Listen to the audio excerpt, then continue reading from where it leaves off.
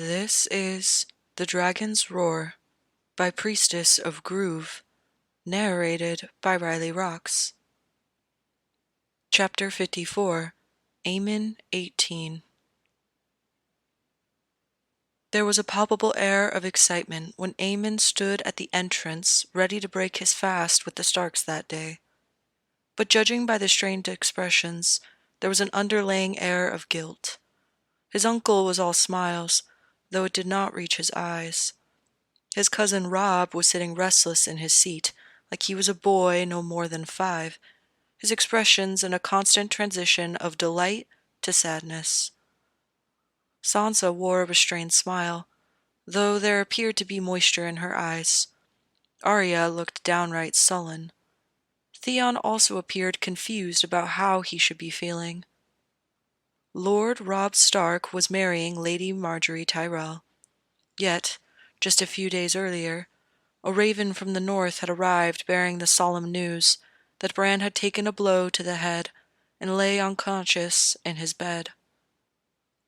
Aemon remembered his heart coming to a standstill in his chest when his uncle had relayed the news. He vaguely recalled his conversation with Lord Howland Reed outside of Moat Cailin, that Bran had to experience some form of trauma to open his inner eye. What he would have given to protect his suffering. But it seemed some things were fixed. Dany had to hatch her dragons, at least 2 of them, and Bran had to suffer. It was hardly fair, and it tore him to pieces, knowing there was nothing he could do about it. He felt his stomach curdling in guilt that he had failed to tell his uncle about Bran's role in the Long Night.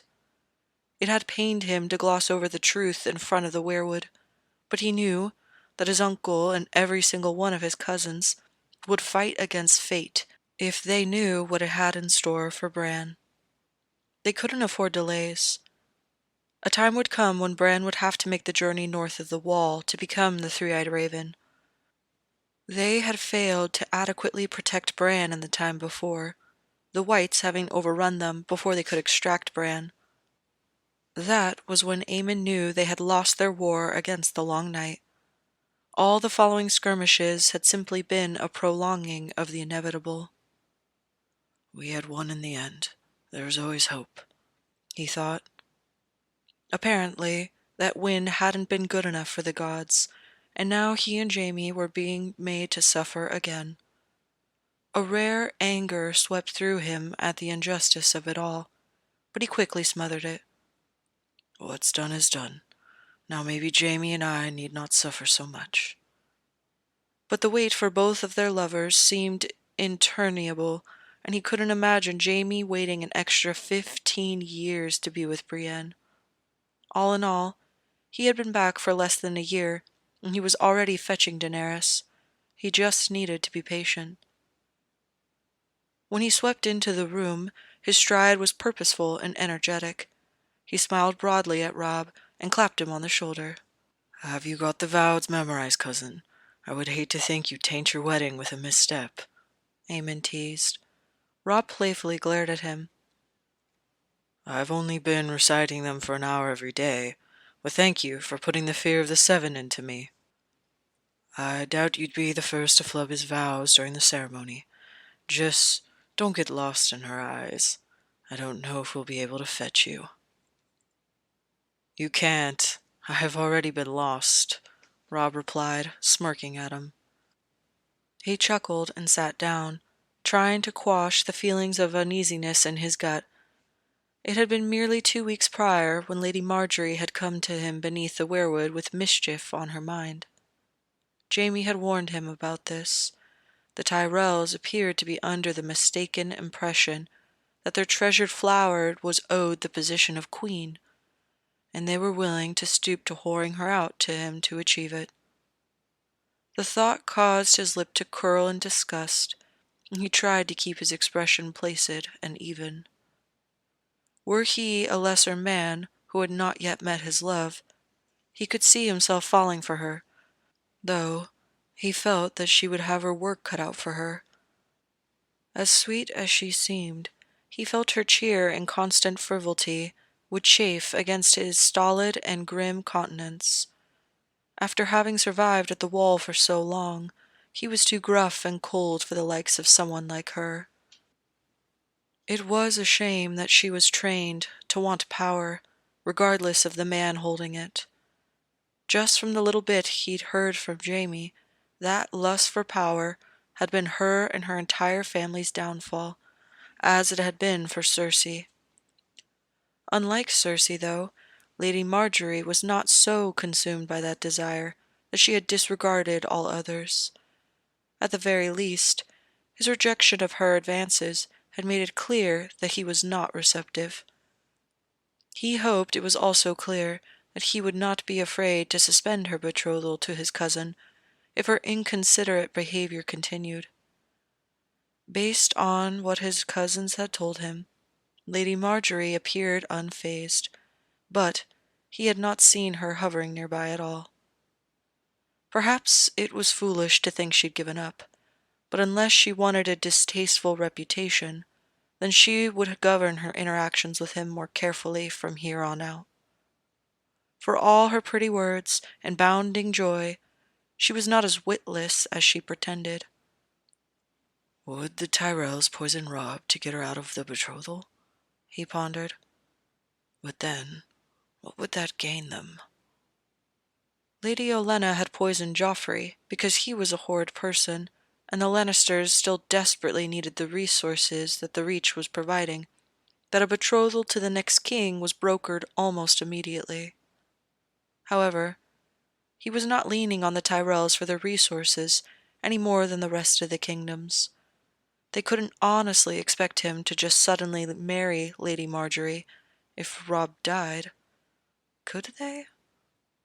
The only other unmarried Lord Paramount heir was Jaime, but he had become expert at swatting any and all betrothals, and they would have had the opportunity to test Jaime's resolve when he was there, brokering the alliance. Jaime had remained steadfast and unmoved. Not to mention, being Lady of the North is nothing to be upset about.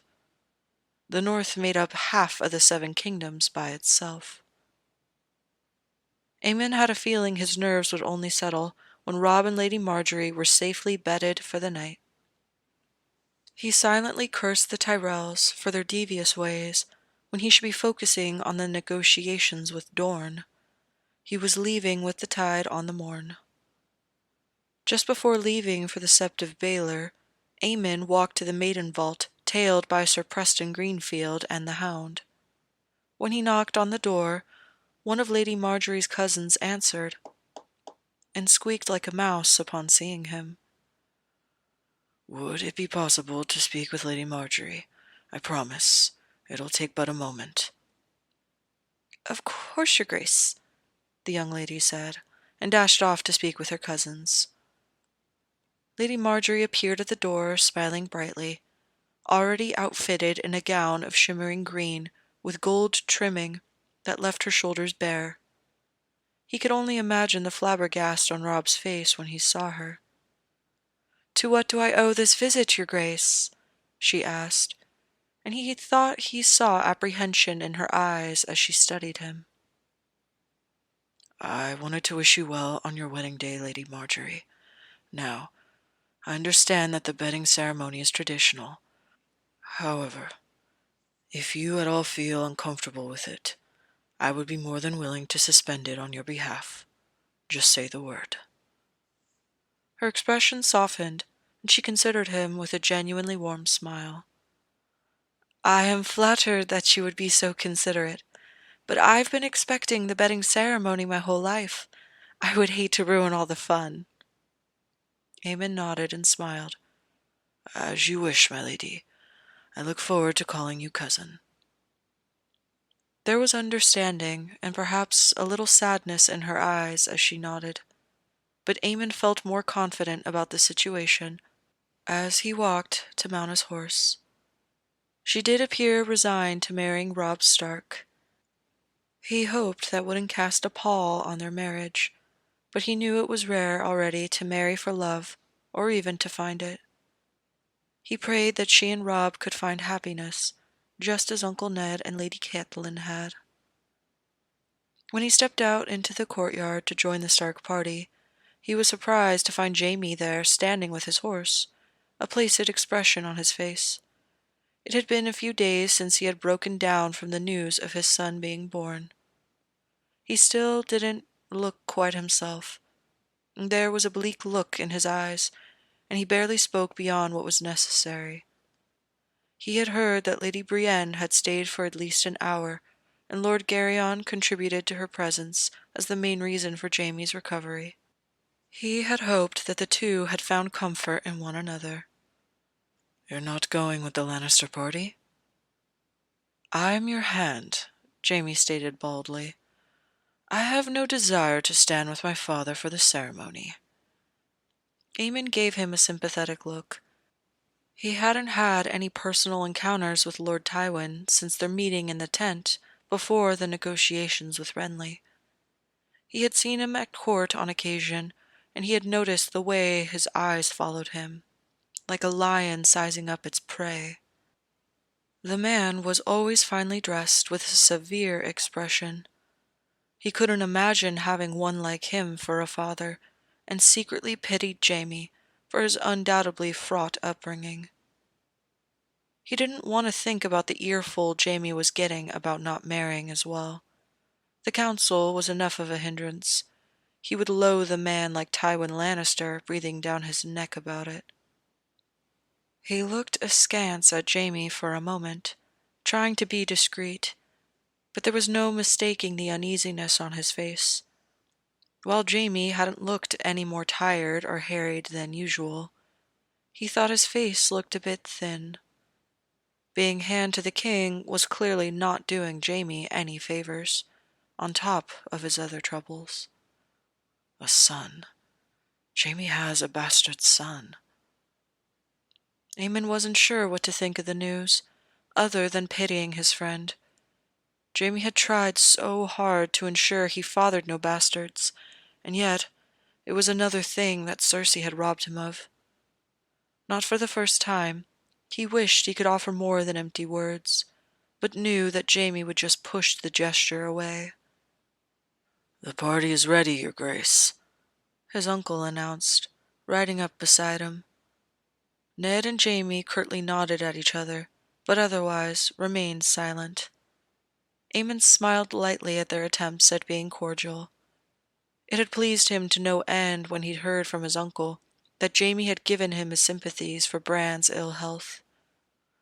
"Let's go then," Aemon said, nudging the horse forward.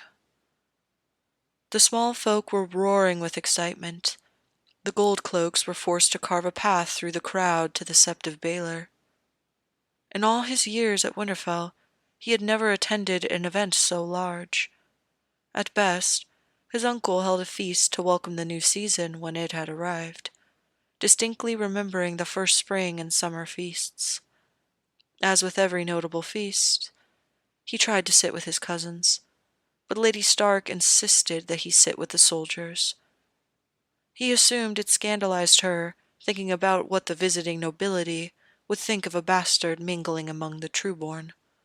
Though he had enjoyed the food, he couldn't say he remembered them with any sort of fondness. Aemon heard the hound growl next to him as he used his foot to push the small folk back as they tried to crowd him in their zeal. Not that he doubted the healer, but it still stunned him to see the crowds of people cheering for him. He had lived so much of his former life among soldiers that he failed to think about how the small folks' reactions to him would be different. While the wildlings had kept things loose, there was still a structure and discipline to his soldiers. They'd never peered up at him in awe like he was a god to be admired, but every gesture had been their sign of camaraderie and respect.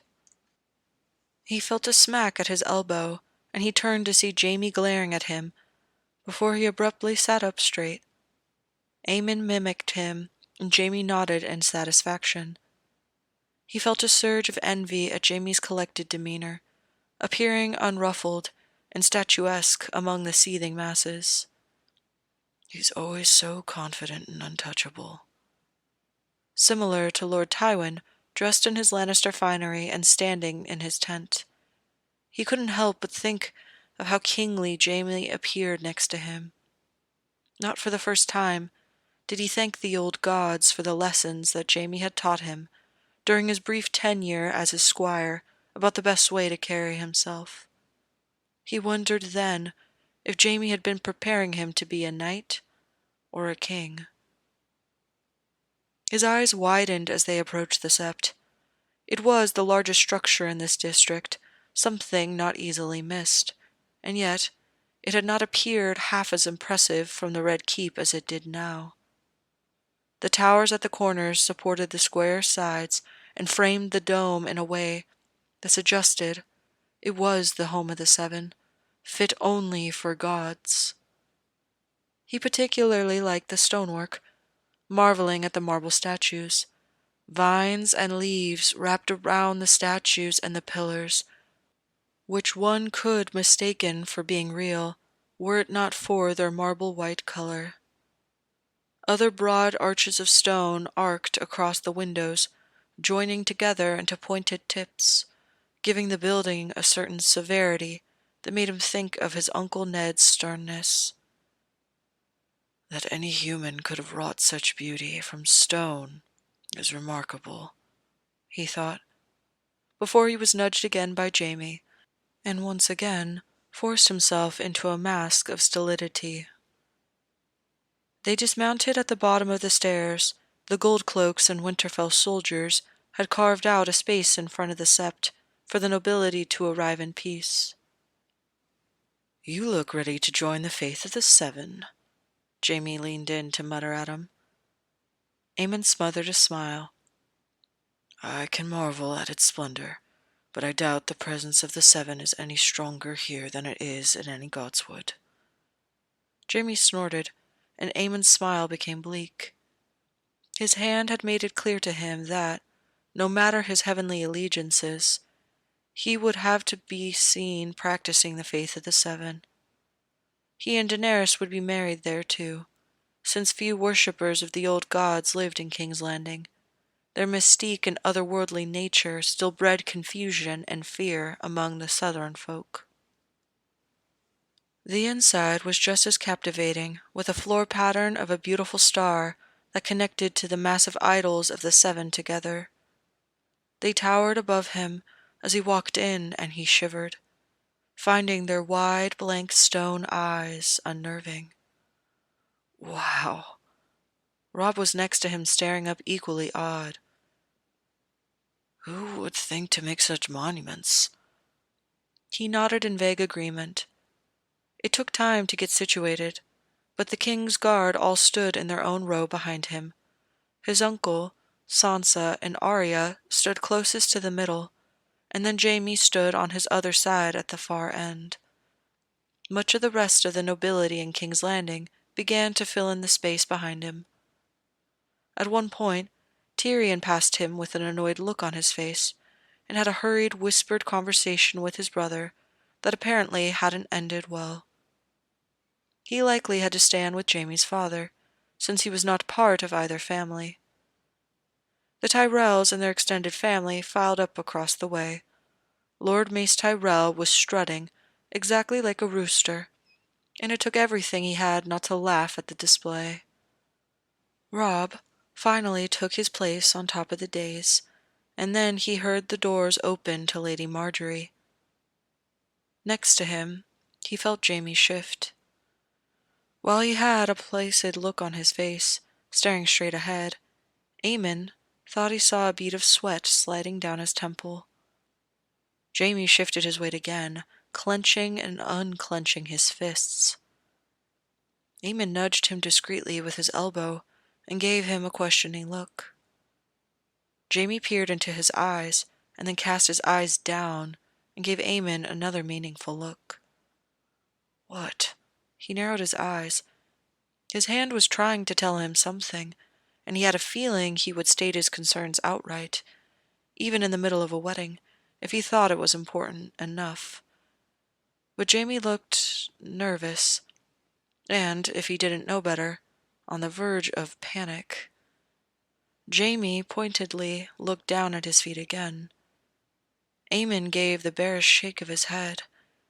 There was a spark of irritation, and finally, Jamie mouthed, "Wildfire." Eamon's eyes widened, and a cold chill cascaded through him. It reminded him of the time he fell through into the frozen lake beyond the wall. He turned once more to the front, but he wasn't hearing the vows. "There are still barrels of wildfire under the sept," he thought, cursing himself.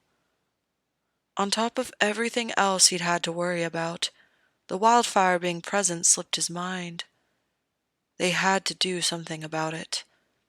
Even if it couldn't explode without aid, it would be entirely too easy to eliminate how many people here gathered in the sept. Likely, a few dozen families would be extinguished, including the majority of the Tyrells and the main branches of the other 4 paramounts, including Lord Edmure Tully. The primary reason for them continuing to hide the details of Jamie's murder of the Mad King was to avoid tipping off anyone dangerous to the existence of it. They had to find a way to get rid of it, and he had been blissfully sitting on it for far too long. Likely, it had also slipped Jamie's mind until they entered the sept. "I leave for Dorne on the morrow," he thought, cursing himself. While he was sure Jamie could do well enough tackling this on his own, he wanted to be fully informed of the plan to take care of it.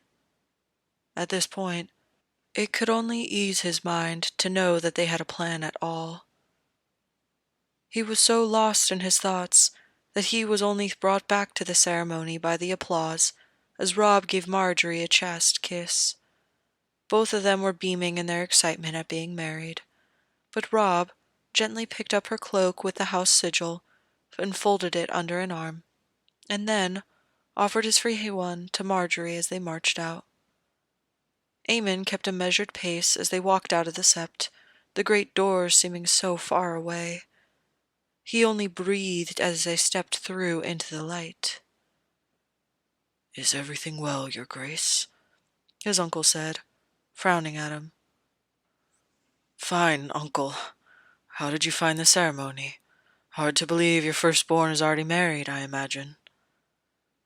"It was lovely. Robb and Lady Marjorie looked truly happy. I hope that carries over into their marriage," he replied, though his smile didn't quite reach his eyes.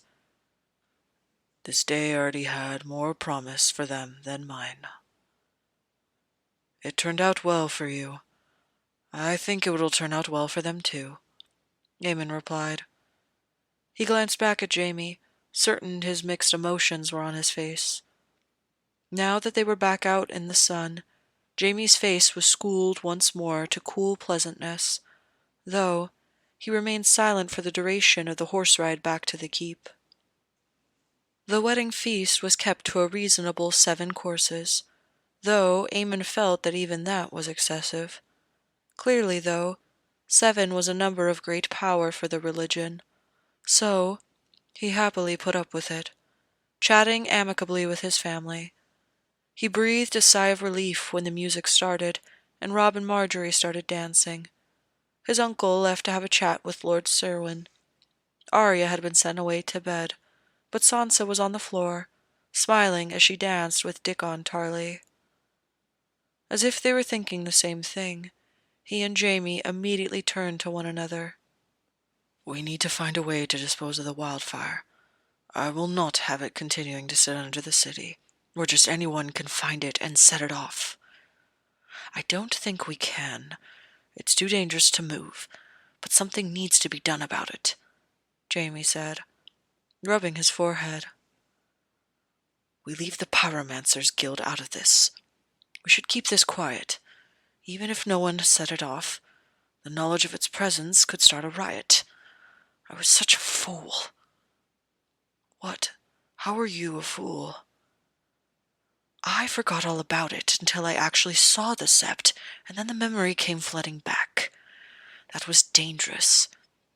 It would be nothing for a man like Baelish to have destroyed us all right then, he whispered fiercely.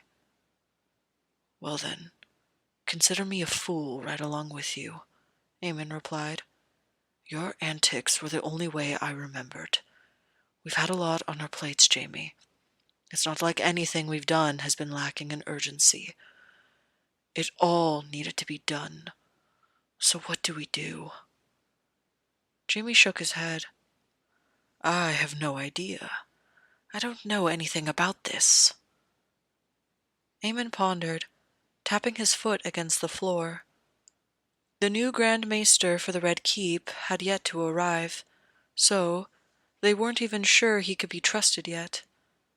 The Citadel had returned a letter filled with apologies for the behavior of the former Grand Maester Pycelle, and promised to fulfill the request of providing a new Grand Maester and candidates to fill the position that Healer David needed. In return, they had asked to personally oversee Pycelle's punishment, which Eamon was more than happy to oblige. Pycelle would get an armed escort all the way to the Citadel as soon as the new Grand Maester arrived. Pycelle likely had a much unhappier fate awaiting him at the Citadel. It wouldn't do to embarrass the organization and foster distrust in its services. Could David do it? Eamon asked. Jamie sighed and scowled at the table. I know you're not fond of. I don't see any other way. I trust him to be an ally to both of us. He may be on the council, but he's of minor importance. There was enmity between him and Pycelle, but that was personal. I doubt many would consider him a threat, and it's pretty clear he can be trusted to keep our secrets. I want to see him tonight. We may not have the time in the morning. I'll send for him. You should dance. You need to be seen mingling, Jamie said, and for the first time that day he saw his eyes shining with amusement. Do I have to? You're a king. A king who can't dance isn't a king worth having. I can order you to dance too. I would insist we both make fools of ourselves. Jamie raised his eyebrows and smirked. The only fool would be you. I was taught the steps by the time I was 10. Prove it then. Show off your ability. Suddenly, the light faded from Jamie's face, and he said, There's only one whom with I will dance with, but it's not the time for that. His eyes drifted across the crowds, and Eamon was sure he was seeking out Brienne. She had attended the wedding, undoubtedly, in breeches, and was likely sitting miserable and alone at one of the tables below. Eamon felt a pang. At least when Daenerys arrived, there would be no reason to keep up pretenses of not being interested in one another. They would be encouraged to mingle and associate right away. Does your father suspect anything? He would be a fool not to, and he's not a fool. Thanks to that stunt you and Garyon pulled, now likely everyone knows of my interest in Lady Brienne, he said, his eyes flashing. You needed her. You should be thanking your uncle for knowing that. Well, now everybody knows. It could put her in danger, Jamie gritted. I would hate to wonder what my father would do if he knew my plans. He took a deep breath and said, I'll send for the healer. Pod will retrieve you when we're ready. Eamon nodded, and they both stood. Jamie swept off, his cloak trailing behind him, looking dashing in the low light of the torches and 1,000 candles. He took a deep breath once more, and headed towards the dancing. He first picked up a dance with Sansa, whose smile only seemed to grow wilder. Are you going to dance with Lord Willis? He asked. The smile dimmed ever so slightly. I asked for this dance, but he declined. His legs keeps him from dancing. You don't have to dance with the crowd, Sansa. You can dance apart, even if it's only swaying. Her eyes lit up again. "Do you think he'd like that?" "It wouldn't hurt to try." "I shall then," she replied. When he moved on to dancing with the Tyrell cousin, he noticed Sansa stride purposefully to Willis to speak with him, and smiled. The Tyrell cousin was so struck to be dancing with the king that she didn't seem to notice his attention was adrift, for which he was grateful. On the next turn, he did catch Sansa and Willis swaying to the music in their own tiny corner of the floor.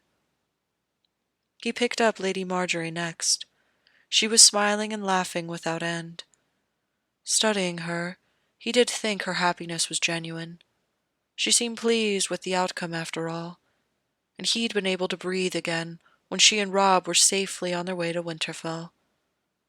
As wondrous of a dancer she was, he still found himself glancing around the hall, hoping to see Pod. "Your thoughts are far away," Lady Marjorie said. "I apologize, my lady." "I know better than to ask what is on your mind. You may call for the betting at any time. I'm ready." He felt a blush creeping up his cheeks at her nonchalance. "I'll be sure to do that soon," he said. It would be the perfect distraction for whenever Podrick made his appearance. There was yet another Tyrell cousin, a dance with Lawless Stokeworth, and then a dance with a woman from House Lefford. Though the young woman showed only a pleasant smile, there was a chill to her demeanor that he found interesting, and wondered what he may have done to foment it. Or perhaps she simply wasn't skilled enough to hide her ire for another from her king. He had one last dance with a lady from the Stormlands when he caught Podrick attempting to skirt the crowds. He sent a quick prayer of thanks to the old gods, and then stepped back from his table and clapped for attention. "It's time for the betting." Aemon winced ever so slightly at the hungry crowds that descended on both the young lord and lady. A large group of women, mostly comprised of Tyrells, were herding Robb out to one side of the hall, shrieking like seabirds. Lady Marjorie, however, was being lifted out on men's shoulders like she was a queen. Sitting up straight, she embraced it, and the men appeared to carry her away with all the gentleness of a cloud. He took the opportunity of the distraction and slipped out of the hall, grabbing Pod as he went. "Where to?" he whispered. "The Tower of the Hand, your grace," Podrick said. He did a double-take at Pod, but said nothing. "We want secrecy, and Jaime holds a meeting in one of the few places we know has passages behind the walls. What is he playing at?" Was he trying to play the fool? Like they didn't already know there were passages in the Tower of the Hand? He remembered Jaime deliberately spreading a false story of how he had infiltrated the keep to grab Renly, pointedly of leaving out the fact that there were hidden passages. But Littlefinger specifically wanted David's man Vicente to spy. Could they be assured that the one lurking in the walls was him? Could he truly be trusted? It took everything in him not to run a hand through his hair in exasperation. They had to make bold moves, while, yes, there was always the possibility that someone they didn't trust was always within earshot of their closest secrets. They had to risk speaking or be paralyzed by fear.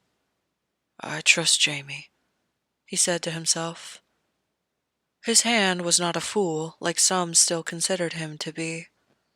He was abrasive, and he was impulsive even now, but he was not a half-wit.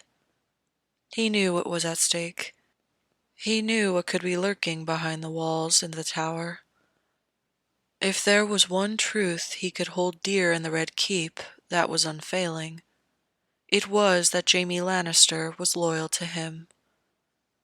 He knocked on the door, and only entered at Jaime's command. His hand was pacing the office like a restless lion, and there was a ferocious intensity to his gaze as he turned to acknowledge him.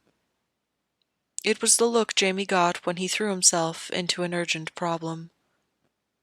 David was slumped in the chair in front of Jamie's desk and wavered as he turned to nod at the king. Jamie opened his mouth to berate his lack of decorum, but Aemon waved him off.